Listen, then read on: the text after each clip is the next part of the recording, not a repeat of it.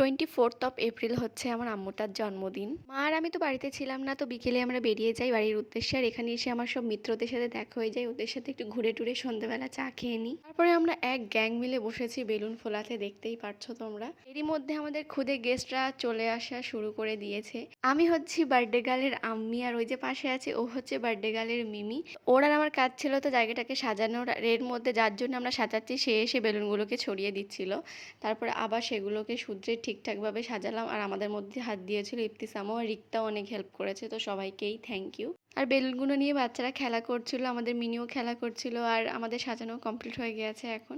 আর এই যে আমাদের বার্থডে গার্ল, তারপরে তো ওর পাপা কেকটা নিয়ে চলে আসে। কি সুন্দর একটা মিষ্টি কেক, সামনে আবার নৌরিন লেখা আছে। আর এই যে আমাদের পুচকুটা দেখো রাগারাগি করছে, ওর গায়ে কেউ হাত দিতে পারবে না। আর এই হচ্ছে আমাদের সব পিপি, আম্মি, চাচু, ভাইয়া, এদের গ্যাং। তারপরে তো কেকটা কেটে সবাইকে খেতে দেওয়া হয়। আর এখানে শেষে এইটুকু ছিল, তো আমরা এখানে বসেই পড়েছি, এরকম বসেই খাওয়া দাওয়া করছিলাম। হ্যাপি বার্থডে বলে এরকম কিছু বলে আমরা কেকটা কাটিনি, বড়রাই কেকটা কেটে সবাইকে সার্ভ করেছিল। তারপরে তো সবাই খেতে বসে যায়। আর তোমাদেরকে নেক্সট পার্টে দেখাবো মিনি কি কি গিফট পেয়েছে। তো ততক্ষণের জন্য আসি, টাটা।